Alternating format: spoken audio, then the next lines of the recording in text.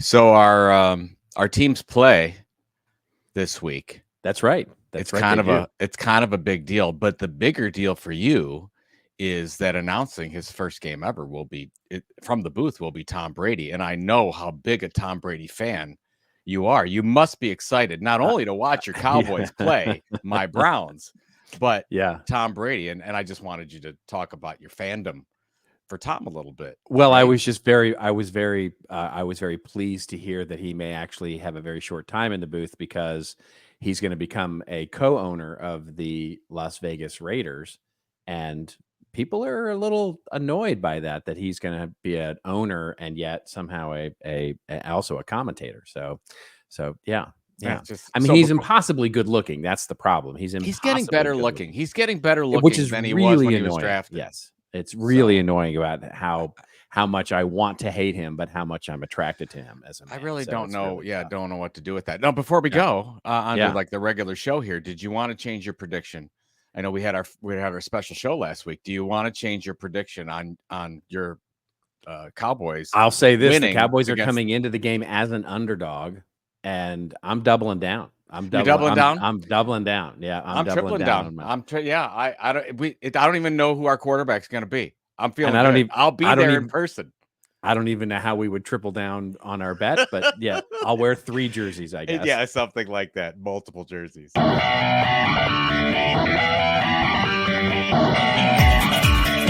remember, everybody has your story to tell. Tell it well. Let this old marketing move. And now, for your listening pleasure, here's Pulizzi and Rose, covering the week of media, marketing, and digital content news. This old marketing. Take it away, boys.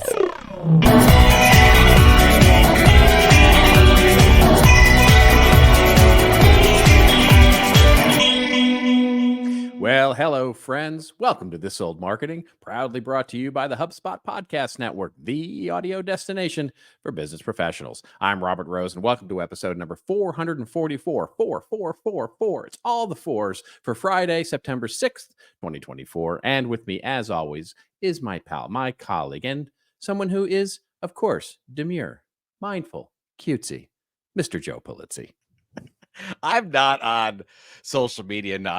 I've been seeing. But you know what that is. You know what that is. It's this is one of the reasons why me being not on social media as much is a good thing. Because I can't get the things that go trendy or any of the meme stuff. I need you. Luckily, you're on social all the time. I enjoy it very much. I enjoy the meme stuff very much. You know what the young kids are dancing to. I'm all in for. I think it's fun. I'm getting a big kick out of the whole demure, mindful, cutesy thing. It is. Is it on just the TikToks? Is it on the Instas? Well, it has branched out from there, of course. But yes, primarily TikTok is where. Do you want to explain to people about the demure thing, or you just sure? People well, it seems to have grown from one particular social influencer, and I'm forgetting her name off the top of my head here, but she basically started by saying she was going to work and she was putting on perfume and she was saying, I'm demure, I'm mindful, I'm cutesy. And then she made a couple of other videos, which basically I'm shopping. You see how I'm doing this. I'm doing it. I'm demure, I'm mindful, I'm cutesy. And it took off. It just took off like wildfire. And people are doing videos where they're claiming whatever they're doing, grocery shopping, walking the dog, going to a store. It's very funny.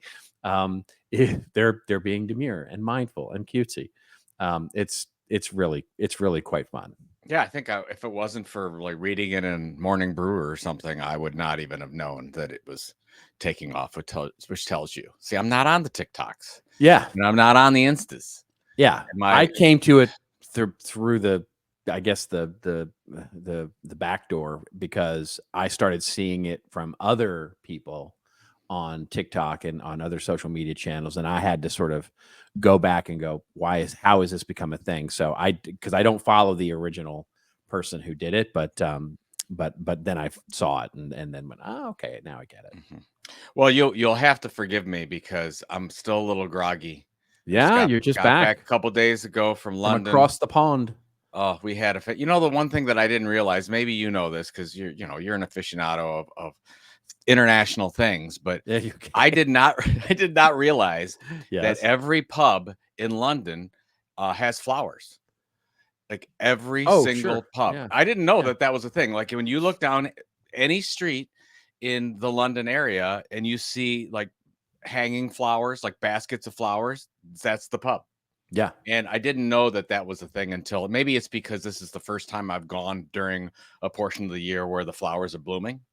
So it's much more There you noticeable. go. Yeah. Right. And not But raining and gray. Yeah. not Was it raining and gray. raining and gray while you were there, or was it So actually? every day was 75 degrees Fahrenheit and sunny. And I'm Oh, not kidding. It was that's absolutely spectacular. perfect weather. We had all of 20 seconds of rain. Nice. And that was it. We just That's had a really nice a thing. fantastic time and we got a chance to, well, Pam and I, our favorite thing to do is we look at the tube stops. So we use the underground everywhere. Okay. We're like, where haven't we gone? And we'll just stop and say, oh, there's Warren Street. Let's just go and stop. And when we go and we'll walk around that neighborhood and get a feel for it. Then we'll get back on the tube and go somewhere else. That's kind of what we like to do with our free days. But we did a lot of the tourist stuff and, hit a lot of the pubs, but I love Borough Market. It's just a must. You got to go to Borough Market if you ever go. And then we did see, because we were with our friends celebrating a 50th birthday, one of our dear friends, and she loves Harry Potter. So we went to see part 1 and part 2 of Harry Potter and the Cursed Child. Wait, you went to the movies when you were in? No, the theater. The theater. I see the theater. Oh, I see. Yeah. Gotcha. I'm sorry. Yeah, we didn't. So this is not a Harry Potter movie. It's Harry Potter and the Cursed Child, the one that came out in 2016 in London. Yes. And I've walked by it many times there, just in the theater district, and just never had a chance to go. And when I was getting tickets, I didn't realize it's 2 parts. One is 2 hours and 40 minutes, and then you have a 2-hour break, and then you get another 2 hours and 40 minutes because I'm like, Jesus, the whole day. Are there songs? There's music. There's no singing. There's no singing. There's no effects. I am a muggle. You are a muggle. Don't you get that muggle? No, nothing like that. It was just really good effects and interesting story. And what's interesting story? Yeah. It is because it's Harry Potter and the Cursed Child, but there are many children that could be the Cursed Child. Yes. You're not a Harry Potter fan, I think. I'm not a Harry Potter fan. I'm not a Harry Potter fan. No. Did you go to the train station and do the whole 13 and a half and all that? It's it's 9 3/4. It's not okay, whatever 13. It is. I don't know. Yes, we went to King's Cross Station. We did the 9 3/4. We did the whole so we did all the things. And I gotta say though, I know you've been to London quite a few times. This is probably my 5th or 6th time to London. And if I didn't live in Cleveland, Ohio, I would live in London. Oh, I would live in London in a heartbeat. Yeah, I love that city. No, it's my it's my second city that I would. I mean, I love where I live now in Los Angeles, of course. But if I had to pick a number 2, it would be totally London. I would absolutely live in London. It's so easy. It's so easy to get around. And a special friend of ours says, hi, I had a chance to have a cup of coffee with Doug Kessler from Velocity Partners. He says hi, and he's as well as he's ever been. Impossibly clever Doug Kessler. Yes. He's just too smart. He's just too smart, and he doesn't act like annoyingly clever. Yes. What's wonderful is when he talks, he uses different words around me so I can understand him. So it's just very nice of him to do that. And it's not condescending.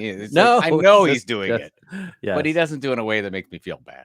That's right. So yeah, it was. But I'm happy to be back, and then you're rushing around. You've got MAICON next week, so you've got it's 3 presentations. It's or something crazy. Next week, right? My week next week is crazy. In fact, we'll be recording next week's episode later today because we'll both be kind of on the road. You'll be certainly at MAICON as well. But yes, I've got a big webinar that I'm doing on Tuesday. That's why I'm flying early. So that I can actually be there and be set up for that webinar on Tuesday. But then on Wednesday, I'm doing this MailChimp Intuit presentation, which is a huge thing online. So they got a whole studio and the whole thing for that. And then I immediately jump on a plane and fly to Cleveland for Wednesday night, because on Thursday I'll speak at MAICON and see you and see a bunch of pals, all the usual suspects there, and then fly home on Friday. So it's going to be a planes, trains, and automobiles. You're like the new Mr. Worldwide. And the funny thing is that's like it's like, okay, then I'm done for like, 2 months, right? I'm done until like November. I don't actually travel yet. For some reason, it all got scheduled into this week. So yeah, it's a little crazy. Yeah, I don't know. We were talking before the show. I'm not doing as many speeches. I've got one in Italy that I'm doing that I'm really looking forward to in Milan in November. But other than that, I'm just doing my writing. I'm doing the podcast, and I'm traveling. And then we're going to Iceland in 3 weeks, 3 or 4 weeks. So, and I've never been to Iceland. I don't know if you have, but I have not, and I've wanted to go. It's a bucket list item for me for sure. Both my wife and I are desperate to go. We would love to go and see the glaciers and see. Oh, it just looks amazing. And there's some crazy like natural spa we're going to. That's like I guess that's the thing. Like these warm spas. Oh, it's totally a thing. They're all natural, right? You just get in there, you just get into these pools of water that are super hot and steamy, and you're next to it's just amazing. I don't even know. I don't know if I'm excited about it, but I'm excited to go to Reykjavik, but I'm not necessarily excited about going into a hot spring. But I'm going to do it because how could you? I don't know. Do you not like hot tubs? Do you not like? I do, but I don't. I don't know. I don't know what I'm envisioning. I have to go. I'm envisioning I'm around like a big glacier, and then there's this hot. And then maybe that's exactly it. That's exactly it. There's drinks, right? There's drinks there. I believe so. I believe some of them do have like cocktails and stuff. If there's cocktails, then it sounds fantastic. Yeah, something like this that. This is the way. And then just to end it up, our first annual football prediction show has done fairly well. I was looking at the stats today. We got some good feedback. We got some good feedback on it, and I was really surprised actually at how many people came back to us in the comments on YouTube and just through emails and stuff. Said, so thank you first of all for all of that. Sort of enduring our goofiness, but it was a lot of fun to do, and we kind of got it out of our system. So it's not that we won't talk about football ever again, but certainly it got all of the chatter that we would normally put at the front of the show out of our system. So it was good. I thoroughly enjoyed it. And it seems like our regular listeners actually listen to at least 20 minutes of it just to see, to see what was going on. And of course, we've got the big bet. Sunday is Cowboys at Browns. I will be at that game. You'll be watching from wherever you're watching from, and we've got a big bet on that game. That is correct. I'm a little nervous. I'm a little nervous. I'm going to be honest. I'm a little nervous too, because it's you have no idea what to expect from your team in the first weekend. You just don't. It could be great. It could be disaster. You just don't know. I don't know. Maybe Bernie Kosar's going to show up for us, or Joe. I don't think Joe Flacco's around anymore. I don't even know who our quarterback's going to be. I think it's Deshaun, but I don't have any confidence in that at all. It should be a hoot. Should be a good game. Should be great weather. Looking forward to it. Yeah. I'll text you from the game. Yes, we'll be texting each other. I'm sure. All right.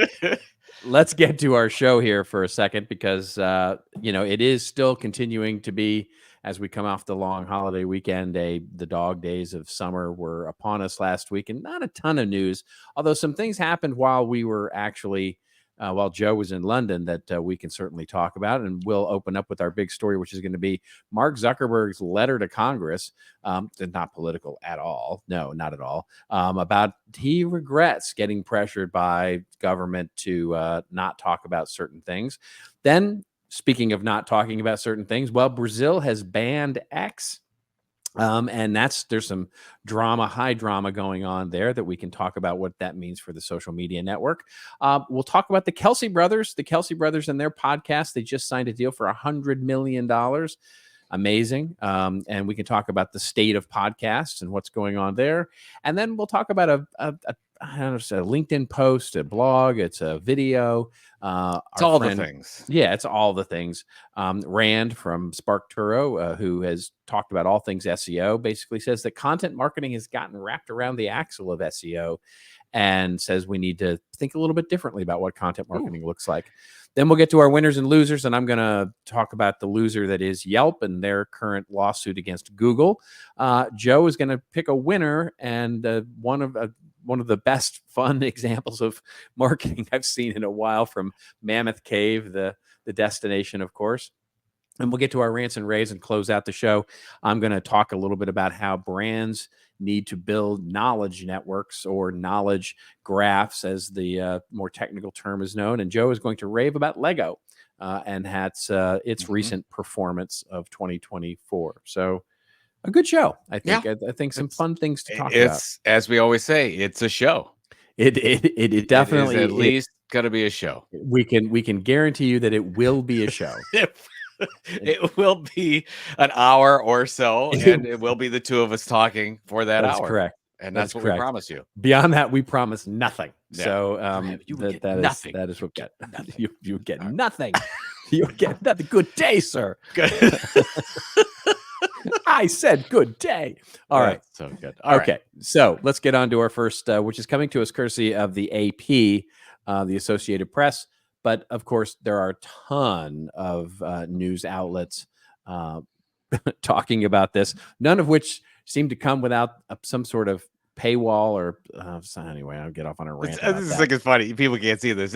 I get these over 50 chair workouts everywhere I go. So here I like, they know me. They're like, okay, how do you reduce your 50-year-old belly? Yeah. I get them everywhere. So here it is on AP. I get the chair workout ad. There you go. Please stop it.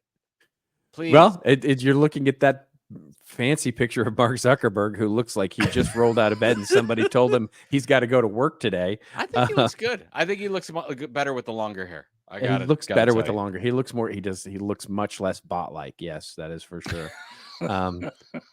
Anyway, right. The article opens up and says Meta CEO Mark Zuckerberg says senior Biden administration officials pressured Facebook to censor some COVID-19 content during the pandemic, and vowed that the social media giant would push back if it faced such demands again. In a letter to Representative Jim Jordan, that sort of stalwart of genius from Ohio too. Oh my God, Jim Jordan was the worst. I'm sorry. Okay. Go ahead. Anyway, I find it hard to even say that dude's name. Anyway, the Republican chair of the House Judiciary Committee, Zuckerberg, alleges that the officials, including those from the White House, repeatedly pressured Facebook for months to take down certain COVID-19 content, including humor and satire. The officials expressed a lot of frustration when the company didn't agree, he said in the letter. And he says, quote, "I believe the government pressure was wrong, and I regret that we were not more outspoken about it," Zuckerberg wrote in the letter dated August 26th and posted on the committee's Facebook page and to its account on X. Irony not noted. The letter is the latest repudiation by Zuckerberg of efforts to target misinformation around the coronavirus pandemic during and after the 2020 presidential election, particularly as allegations have emerged that some posts were deleted or restricted wrongly. All right, so a lot to unpack here, but it's interesting to me. Do you have an initial take on this thing? All right. So I read this a few times and looked at some other pieces of information, but there's been no censorship here. It sounds like the U.S. government and their team of lobbyists and communication specialists, they're trying to persuade. They were trying to persuade Facebook to project certain things about what was going on with COVID-19 and not talk about other things they felt was misinformation. By the way, every large company in the world does this. This is not like, oh my God. It sounds like he's just saying, I don't like that the government told me that I shouldn't be doing it. They never said they never forced them to do anything. They just said, we don't like this. We don't like that. There's been no censorship. So he just comes out. It sounds to me, he's just complaining. He just doesn't like that. Oh my God, I can't believe I'm going to write a letter to Jim Jordan and say that it wasn't very nice that the U.S. government is doing their job and what they've been doing for the last 200 years. when they go out to a media company and say, please talk about these things and don't talk about these things. Right? Am I missing something? No, it's very weird to me that, and I use the word weird, especially here. It's very weird to me that he chose this time to say something. And so if we put aside the motivation of saying something right now, in the heat of the election season, in the heat of the election, and I mean, maybe it was something that there was something about him coming to, there was the thing about Trump called him and said he was going to jail Zuckerberg, because of all this kind of stuff, and there was some talk of him being called up to Congress to talk about some of this kind of stuff, but the timing of it is just odd, and there are so many that are sort of saying, see, the government, basically putting their foot on the neck of free speech and all that kind of stuff. And of course, pressured is a weird word to use when we start talking about this stuff, because what they were actually doing, to my understanding, was not pressuring with any sort of ramifications. They were just asking. They were saying, look, we have enough problems as it is without putting out false information about this particular thing, right? About COVID. So please, pretty please, with sugar on top, please don't do this. So feeling pressured about it, if he was feeling pressured, it's funny. I don't understand what he was feeling pressured about. But even if he was, the more interesting thing to me is he's either asking for Section 230 to be like completely revisited, but also this is exactly why 230 needs to get revisited. And for those of you who don't know, 230 is a very famous sort of FCC. That's the FCC Decency Act, where basically social media networks like YouTube and Facebook and Twitter and all the rest of them sort of got carte blanche to not be media companies and don't have to comply with any sort of editing, right? So they sort of get carte blanche on what they deem as free speech. They can put whatever they want on their networks, and they don't have to actually comply with any sort of government regulations like mainstream media does, like television networks and radio stations and newspapers and those sorts of things. So it's interesting to me because as we've talked about on the show numerous times before, I think 230 needs to get revisited and all of that. So you would take these social media companies and basically treat them like every other media company. 100%. Yeah. 100%. I agree with this. Absolutely. Because it's, the level of harm that is happening because we think of quote unquote, I mean, the comment always gets made that, well, this is the town square. It's not the town square. These are the towns. People are in the towns and shouting at each other. That's not, there's no rules. There's no order. There's no, so you can say basically whatever you want. And then it's up to the platforms. And the difference between, for example, X and Facebook is a perfect example of this, about the platforms getting to decide what free speech really means. And so that, in many ways, is a good thing, but without any kind of harness on it, bad things happen, and bad things have happened. And so that's why I think they need some sort of regulation on them in terms of what they are responsible for putting out into the world. And so weirdly, I don't know if ironically is, I kind of agree that the government shouldn't be in the position to have to pressure the social media networks to say, hey, don't put out like lies and bad information. They shouldn't. I kind of agree. They shouldn't have with to do that. Zuckerberg. They should just be treated like a media company. That's exactly they right. Have to. Yes, that's right. So in the absence of actually an official ability to do so, do I blame the government for going, hey, like pretty please with sugar on top? We really need you to like put out good information here. Do I blame? I can't blame them because they have no other tool to use. So I think to me, this is the bigger issue here is social media networks need to be in some ways regulated for the content that they're putting out into the world. Well, at the same time, and I don't know what the name of the act is, but the one that just passed through the Senate that talks about the kids on social media under 17 have to get parental permission to be on there. Plus, they will not be, I think they won't get targeted advertising. I think is the one key thing. Something like that, yeah. That's starting to go through. Following in the footsteps of that Florida law, I think. Exactly. So there's that's going through. So that's the point, is now all these other things have to happen because there's no restrictions put on these social media companies at all. So you'll either see something change with 230, or you're going to have to see all these little acts start going through in order. And the big case, it's tough, right? Because they'll say, hey, is this a free speech issue? But you're looking at, okay, well, is it a free speech issue? But at the same time, you obviously there's kids being harmed right now. Right. Absolutely.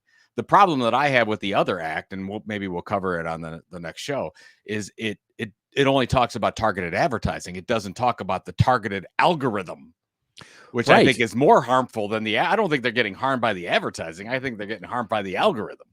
Well, that's the argument for why 230 needs to get revisited for them, is because the argument, and it's not just us that are making this, there are plenty of other people making this argument, is that they are actually, because the argument against it is they're sort of hands off. It's like, whatever people say, right?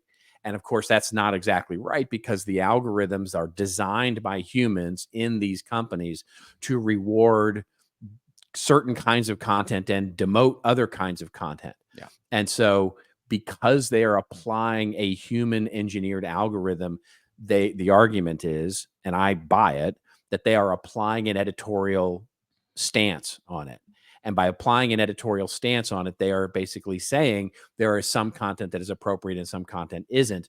But what we're saying ultimately is, well, it's just completely up to them as to terms of what they think is okay or not.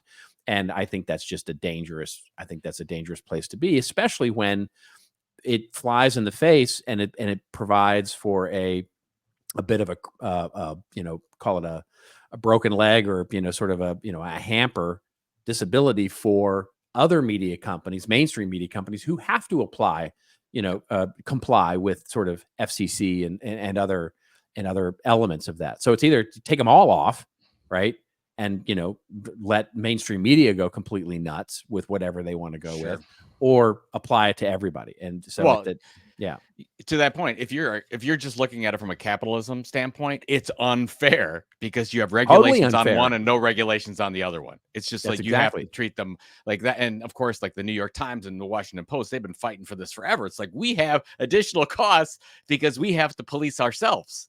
That's right. And they don't have to.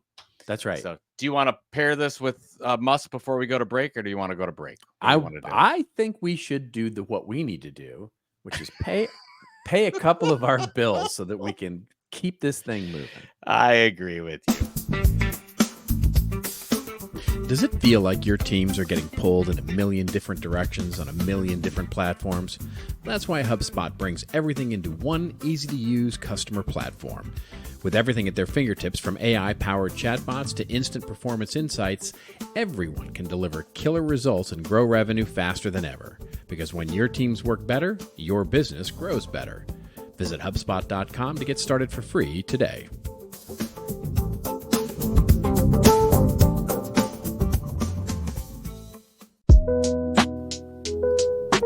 Are you weighing your next podcast? Why don't you try The Science of Scaling? Hosted by Mark Roberge and brought to you by the HubSpot Podcast Network, the audio destination for business professionals. Each week, Mark, the founding CRO at HubSpot, senior lecturer at Harvard Business School, and co-founder of Stage 2 Capital, he sits down with the most successful sales leaders in tech to learn the secrets, strategies, and tactics to scaling your company's growth. Mark's Q&A episodes are awesome for the straightforward advice from today's great business leaders. You can find Science of Scaling wherever you follow your favorite podcasts.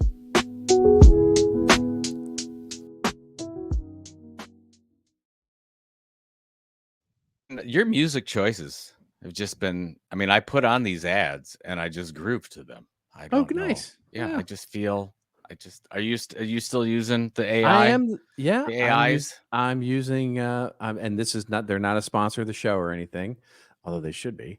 The Sona, the Suno. I always get that confused. But yeah, no, I'm having a lot of fun playing around with the prompts just to get different things. And honestly, I don't do that much. I don't. It doesn't take long for me to get something that is reasonably good. Yeah. I don't know why I just started thinking of Aaron Neville when you said that. Like, I don't do much, but I know I love you. I know I love you. All right. I want to talk about Elon because we haven't talked about him for weeks. No, of course not. Yeah, we should have our musky scent theme is what we should have from music. But yes, here we go. Elon in the news again. And Brazil has, there's so many good jokes here with Brazilians. But I'm not going to go there. I'm just not going to go there. You shouldn't. Anyway, you shouldn't. I should say, you should. I am going to go you there. Shouldn't. The headline should be Brazilian waxes Musk. So it should be, that's what it should be. All right. Anyway, the BBC wouldn't but dare. The BBC would no. The BBC that. would never. No, not such a torrid headline. Anyway, the top Brazil courts upholds ban of Musk's X, says the BBC, and it opens up by saying Brazil's Supreme Court has upheld a ban on social media platform X, formerly known as Twitter. The judges voted unanimously in favor of the measure, meaning the ban will stay in place. X has been suspended in Brazil since the early hours of Saturday. That would be last Saturday, after it failed to appoint a new legal representative in the country before court-imposed deadlines. It is the latest development in a feud between the Supreme Court Justice Alexandra de Moraes and X's owner Elon Musk, which began in April when the judge ordered the suspension of dozens of accounts for allegedly spreading disinformation. The judge had called for a 5-member panel to rule on the suspension, which had caused division in Brazil. One of the justice, Flavio Dino, argued that the freedom of expression is closely linked with the duty of responsibility. The first can't exist without the second and vice versa, he added. Reacting to the decision to the ban, Mr. Musk had earlier said free speech is the bedrock of democracy, and an unelected pseudo-judge in Brazil is destroying it for political purposes.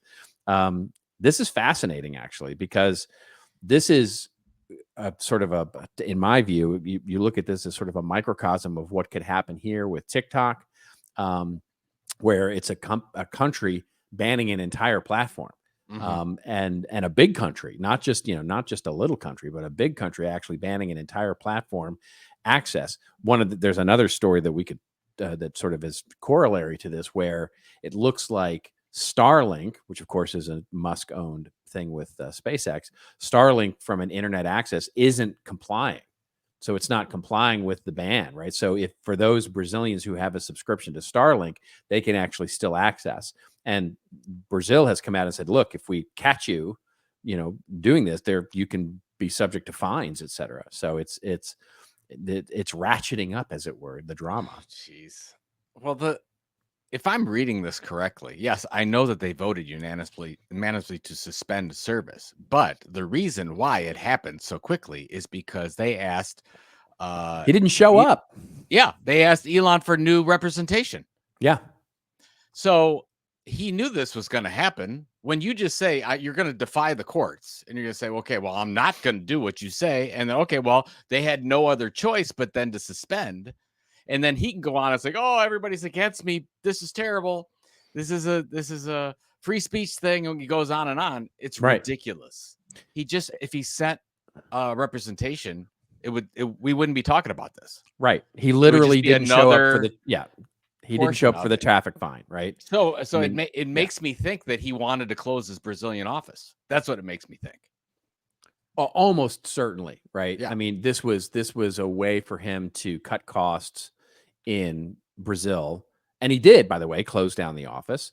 And so I think you're exactly right. I think he was looking to cut costs because he didn't see if. I mean, look, there are troubling signs for that company in terms of what's going on there, and from a revenue perspective, and from a infrastructure perspective and from a going forwards, perspective, that you just can't deny at this point. I mean, it is just, it's on a slow drain. Well, like, but I have a question for you. So at least if I'm reading things correctly, Twitter cut about 80% of their staff. So they have 20% of what they had before Elon purchased the company. Yep. Aren't you surprised that it's been able to stay?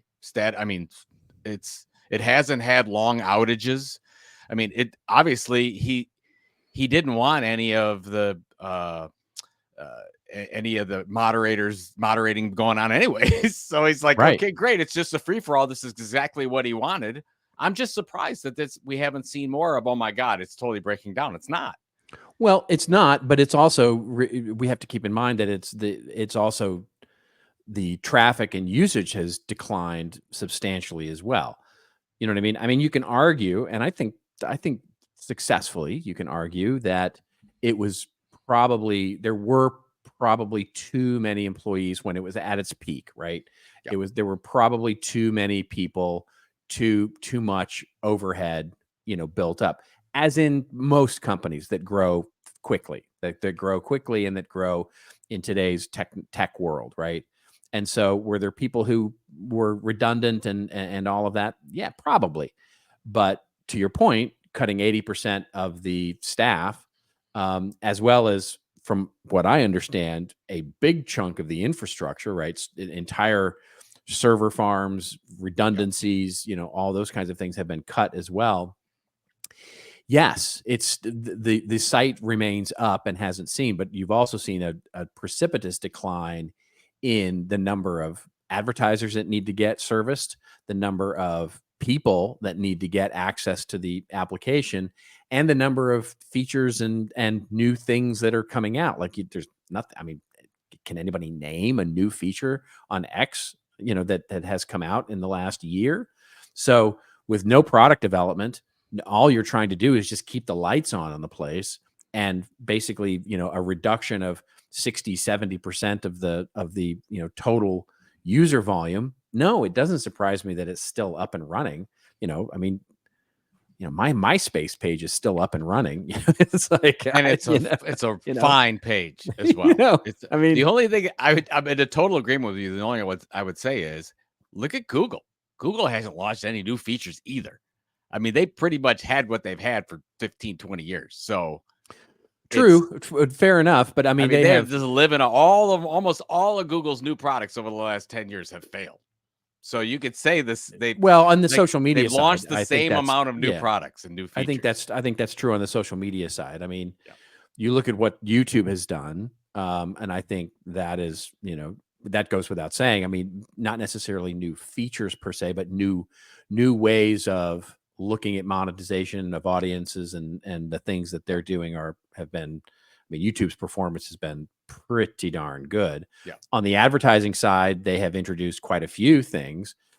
Love it or not, Google Analytics, the new version of Google Analytics, I mean, which is, most people have a love-hate relationship with. It's new, right? So there are a lot of new things that are happening at Google from an infrastructure build, not the least of which, of course, is AI.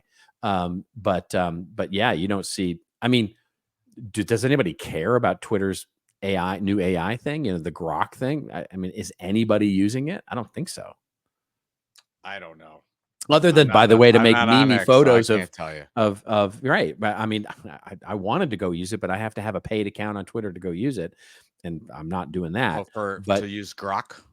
Yeah, to use Grok and the image thing, right? Which you can make pretty much an image of anything you want. There's some funny memes going around of people who are using Grok to make, Elon in a Nazi uniform and all sorts of stuff. It's terrible. Nuts. That's wrong. Yeah, stop it. Exactly. That's not fair either. Exactly. It's horrible. Stop doing that. Yeah.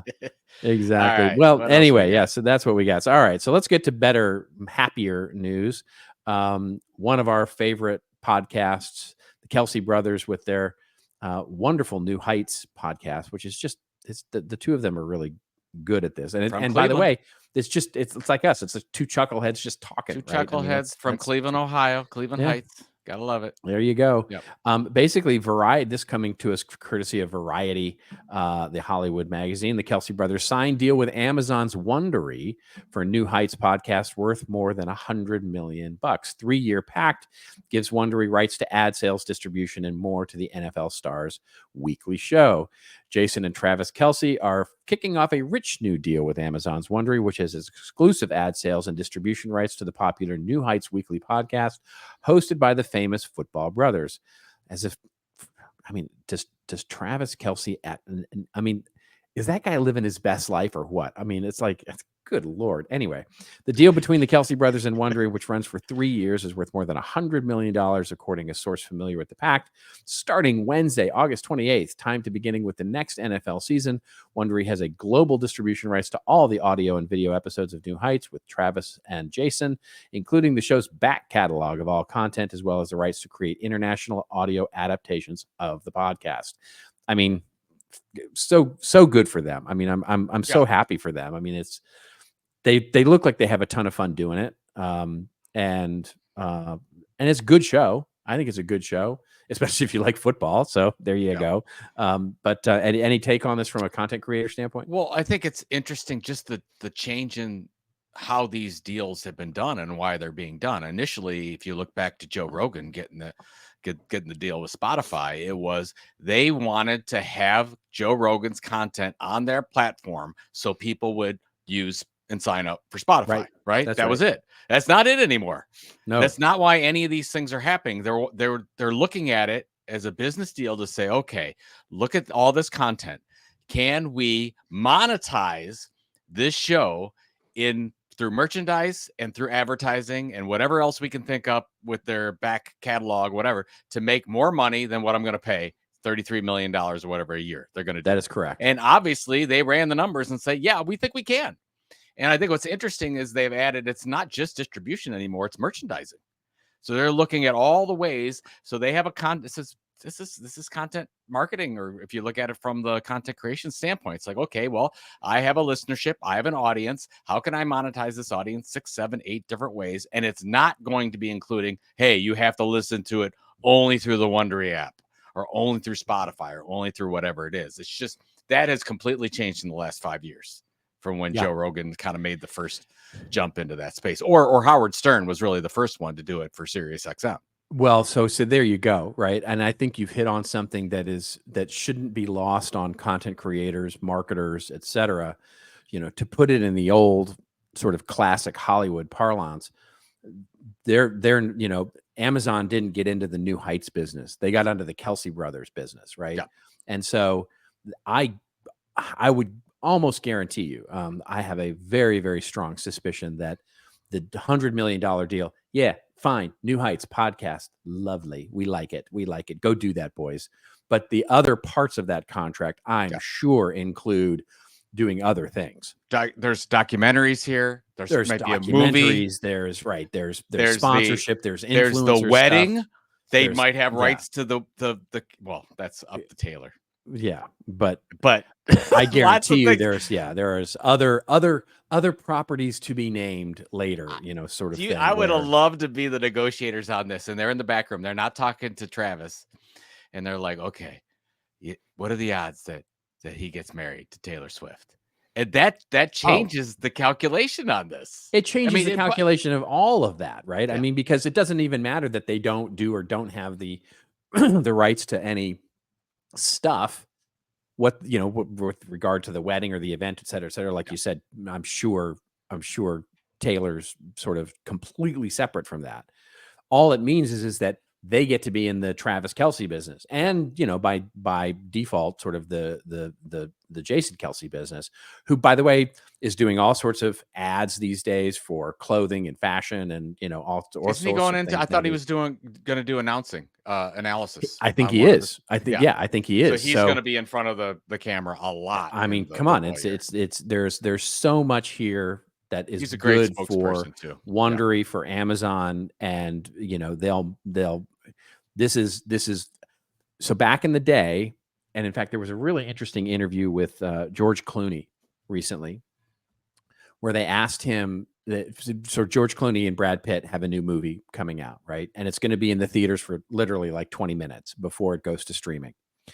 And the interviewer asked George Clooney, they said, what is it like to be in a situation where you're probably the biggest movie stars on the planet, from way back, but you don't get a big theatrical, sort of release and run, is that weird?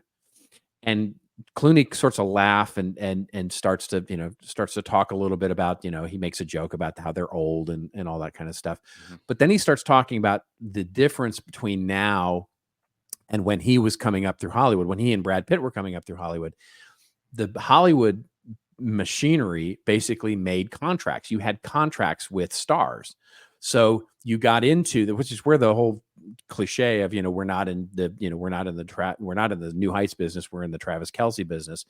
They weren't in the movie business. They were in the George Clooney business for a long time. And George Clooney made a big deal with Warner Brothers based on his performance in ER. And he got a 5-movie deal, right? So the movies they were in the promoting him business because they were getting mileage and profit out of George Clooney, not out of the movies that he was in. Of course, the movies were the vehicle of those things. And so he can't say no to those things. That's the point.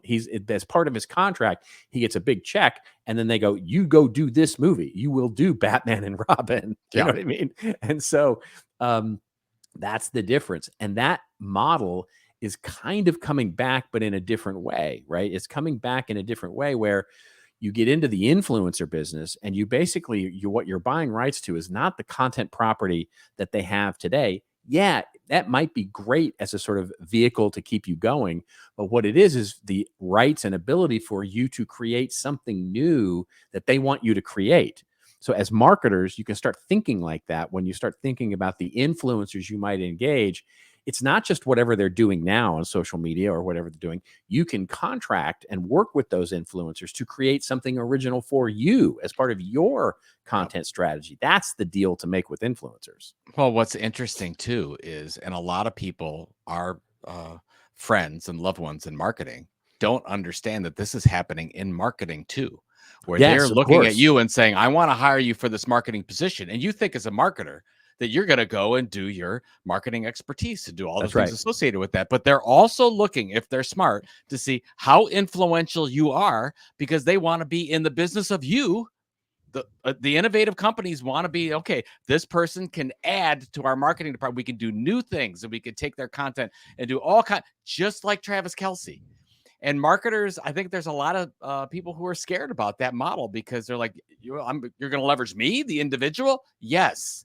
Absolutely. That's what we're going to do. We're a couple of years away from that really happening, like in a big way, but that's starting to happen now. And it's just the same outlook that just happened with this Kelce Brothers deal. Yeah, so absolutely. Yeah. All right, we're going to skip over the last story and go right to our winners and losers, where Joe and I talk a little bit about somebody who won the week in marketing or somebody who lost the week in marketing. And would you like to go first with your Mammoth Cave? This is just a cute. This is just a cute thing that I found. It's really awesome. Awesome. This is a. I'll show it on the screen here. This is a Facebook post. Mammoth Cave in Kentucky is leveraging some horrible reviews. In a sort of a interesting way. So they say on this is on the Mammoth Cave National Park Facebook page. It says, come experience what has disappointed millions of people over 225 years. Mammoth Cave National Park recently rated as one of the most disappointing U.S. tourist attractions. While we think the world's longest cave system and over 4,000 years of human history is amazing, others find that the cave is very dark and there is nothing cool here to see. If you would like to experience the disappointment of Mammoth Cave, visit our website, and it goes on and on. But the point is, they're taking, and it's true, everything that they're saying, if you go to the reviews on Mammoth Cave, you will find a lot of negative reviews because it's a cave, it's dark, there's not much to see, I regret going or whatever. And they, instead of saying, oh my God, what do we do? And how do we respond to these people in a different way? And it's like, oh, I'm sorry you didn't have a great, like you would at a restaurant. I'm sorry you didn't have a great service. They are leaning into this whole thing and say, yes, absolutely. If you want to be disappointed as well, you should come to Mammoth Cave. And I guarantee you more people will go to Mammoth Cave because they took this kind of approach. It's and so I think good. I'd like to see more companies do this. It's so good. My favorite fun. is a world of regret awaits you. It's such a great line. It's such a great line. It's so good. And it's like and I can't remember the name of the Amsterdam hotel. It reminded me of that, where it was the world's worst hotel, where they would show like pillows with a stain on it, or like really, really horrible things. And they just leaned into like, this is the worst hotel you're ever going to be at. And you can't get a reservation because there's so many people that want to stay at the world's worst hotel. There's a couple of thing. There's a couple of small businesses that have gone viral with that too. Like the little sandwich board they put outside their restaurant is like, come in and like I saw one that said, come in and have a hamburger that was called the worst, hamburger, and that Karen called the worst hamburger in the city or something like that. It's lean really, into really that good stuff. Yeah, absolutely. It's really good. It's really good. What do you got? All right. Well, let's talk about Yelp as a loser this week. And it's interesting because what we'll link to in the show notes is actually a blog post on Yelp, which basically, talks about the fact that Yelp has now filed an antitrust lawsuit against Google. Oh, get in line. You know what I mean? In federal court.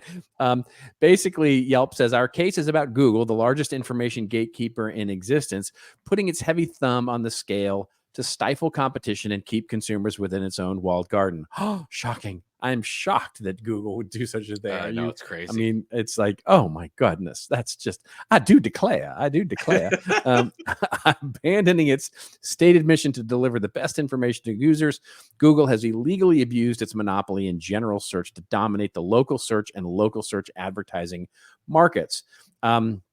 It goes on to talk about how Google has abused its monopoly power in search to dominate local search. And of course, reviews and all those kinds of things. And by the way, Google reviews are like a thing now, right? Google reviews on local businesses. And in fact, I have found this very interesting that the last time I went to my dentist, the last time I went and saw my accountant, the last time I went and saw somebody else, some other local business, they didn't ask me to go make a Yelp review. They said, go make a Google review. They asked for Google reviews, which I thought are very interesting because, of course, that's where they're getting found. They're getting found on Google. And so is Google doing this? Probably. Yeah. I mean, duh, right? I mean, they've been doing it for other local things for a million years, and welcome to the party, Yelp. And I think this is literally one of those things where it's kind of the equivalent of old man yells at clouds. I don't think they're going to get very far in this lawsuit. And they might even win, but they might even win a settlement of some sort. It'll take years to do that. And in the meantime, though, their business continues will continue to go down the drain. So I think Yelp has to do something to innovate here. And they're not. They're basically trying to use the courts to try and save themselves, like the record companies did with MP3s, and other parts of other businesses have done with Google coming in and disintermediating their entire business. So I think it's a losing proposition by Yelp. And I think Yelp is losing its relevance daily because they're not innovating. And this is just, a sign to me that you look at Yelp and go, all right, this business isn't long for this world. So it'll be interesting to follow this as it goes through. But I think it's a tough spot for Yelp to be in. Not sure I agree with other than trying to do something to make a little bit of dough here. It's going to be expensive to take an antitrust lawsuit. That's ridiculous. I mean, it's just, it's a lot of expense for not a lot of upside here. I have family members that are in the restaurant industry, and they've all said that Yelp has been the most difficult to work with. Yeah, that's the thing, right? No, I don't. That's just restaurants. It's not dentists or chiropractors or anything else. I'm just talking about restaurants. But that sounds like a big problem.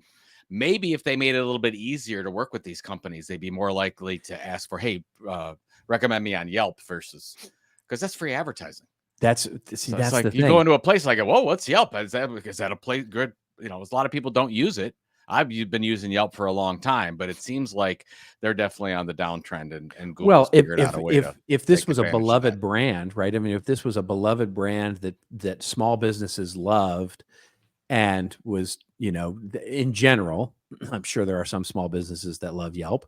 But to your point, so much of what you see about Yelp is Yelp didn't respond. Yelp didn't help us. Yelp didn't, there's no innovation going on with regard to the product itself for, the end small businesses to get listed, to be found, and ultimately to deal with, user complaints and user raves and reviews. So it's a little hard to feel sorry for them when everybody sort of dislikes them anyway. And so it'll be really interesting to follow, to see, because Google is Google, right? I mean, the way Google has been set up with Google reviews, I haven't had the chance to actually work with Google to look at reviews and those sorts of things, but I don't hear a lot about it, that's for sure. And Google being the brand that it is like, yeah, it's Google. What are you going to do? I mean, so it's is it unfair? Yes, it is unfair. Is it deserved? I don't know. What did my question to Yelp is like, well, what have you done? Yeah. What have you done for Robert? Yelp better. Yelp, right. What have you done for Robert? That's right. What have you done? It's all about Robert. What have you done for me? What have you done for him? What have you done Nothing. for me? Nothing. Yeah. A big goose egg.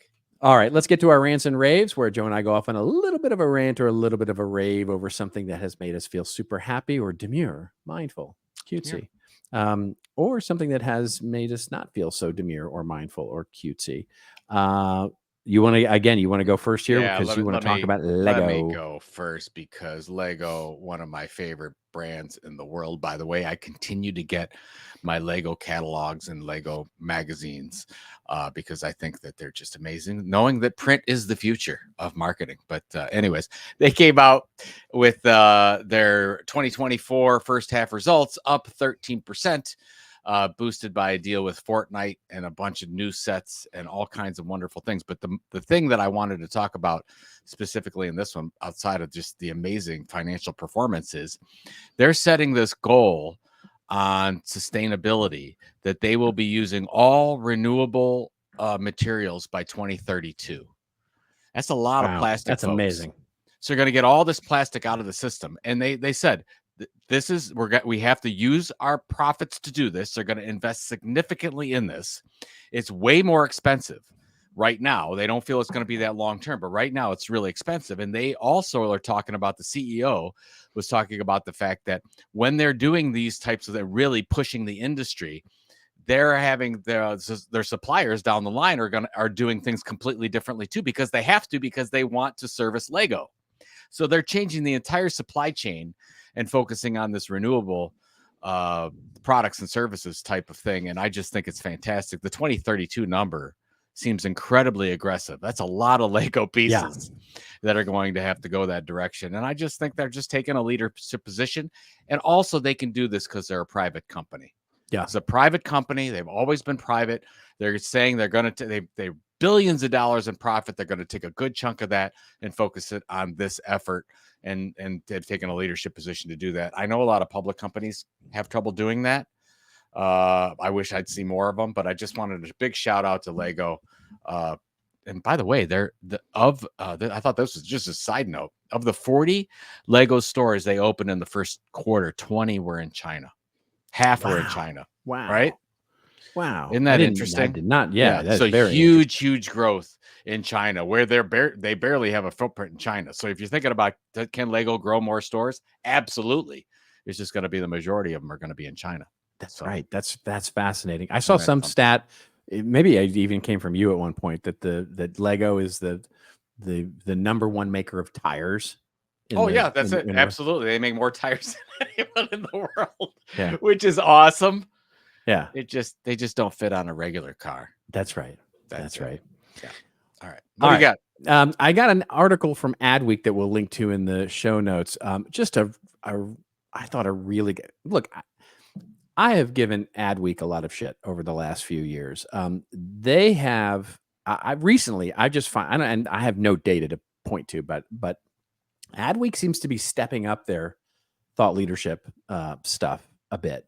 So hats off, by the way, because it's been like 2 or 3 weeks in a row that I've been reading articles on Adweek going, oh, it's not your usual stupid, like case study of an ad campaign. It's like a real thing. Anyway, this is a great article, and it speaks to it's by Christian Ward, who is a chief data officer at Yext. And so really good article. The headline is search is fragmenting quickly and brands need to develop knowledge graphs as a response to it. And he goes on to make the case that search is fragmenting. And we've talked about this on the show before, and with AI generated search and with other verticalized search, and search is basically expanding into a lot of different areas. And arguably just about every new company that's coming out is in some form of a search or filtering kind of company these days, whether it's you're searching your social media posts, or whether it's Amazon and you're searching for products, or whether it's Maps and you're searching for a destination, or it's Yelp or Google and you're searching for reviews of your favorite restaurant. It's all around this search and filtering of content. And in many ways, it has created sort of the walled gardens that we now know today in terms of where content is and where what we have to optimize our content for. And so he talks about this idea of how we need to redefine our owned media experiences.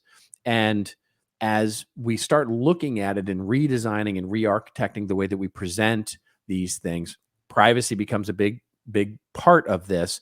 But more importantly, it's establishing this idea of trust through he doesn't call them connected experiences. I have called them connected experiences in my past before, and about how we start to build these connected experiences. And he calls them a knowledge graph, which is basically how do we start creating ecosystems of content that are all connected to each other, so that when we're pulling answers through AI or pulling answers through this new fragmented search system, that there is a strong correlation between all of the things that are connected in our owned media experiences, all the data and knowledge that we have, versus just something that's on a flat page, right? Where it's, coming up against a set of keywords or a set of, those kinds of things. And it's a new way to look at our content strategy.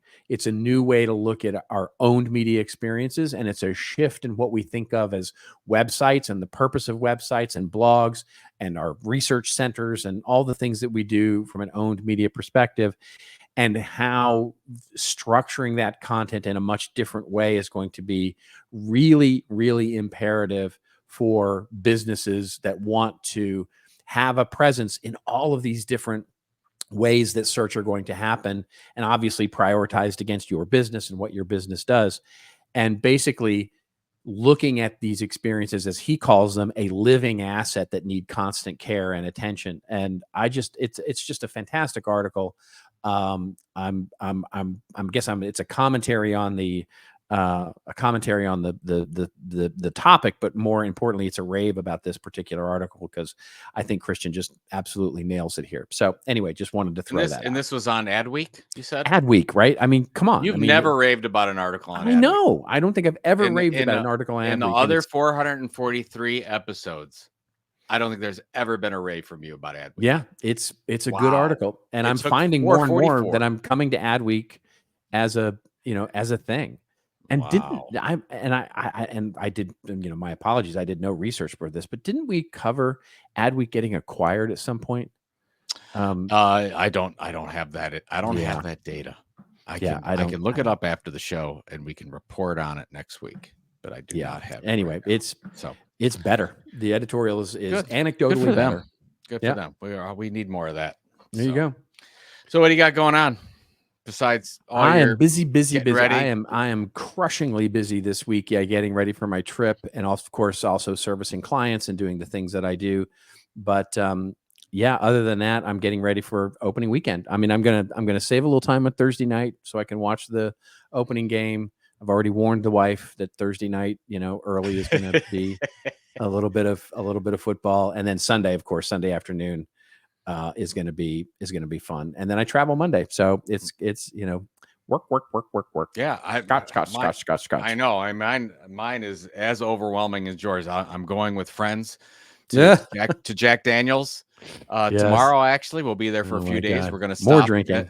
We're going to stop in Memphis and see the home of the King, and go to Graceland. Nice. So I'm looking forward to doing that. And then we've got a big party with a bunch of friends coming over on Saturday. And then we've got the game on Sunday. So I'll tell you what, this is just a lot of work for me. It's really tough. Very tough to be me. I weep for your liver, but otherwise, I think you're going to have a great time. All right. That's it. All right. Well, thanks for you. I don't weep for y'all's liver unless you need to, but we will see you again next week. We will have a special show for you next week, and we're going to talk about AI, all the state of AI in 2024, and that'll cover us while Joe and I are traveling here. So stay tuned for that. And before we see you again next week to talk about AI, just remember, everybody, it's your story to tell. Tell it well. We'll see you next week on This Old Marketing. Hey, thanks a lot for making it this far in this week's episode, and thank you all for being a part of This Old Marketing. You can check out all the show notes of what we talked about today at thisoldmarketing.com, and it's also where you can leave us a review or a voicemail. We need those reviews and comments on whichever platform you follow us on. And if you haven't followed the podcast, please go do that and make sure you catch the latest and greatest episodes every Friday morning. We're on Apple and Spotify and all your other favorite podcatchers, of course, but we'd love it if you went over and subscribe to us on YouTube. That's right, YouTube. youtube.com/@thisoldmarketing. We'll see you again next week, folks, with another episode of This Old Marketing.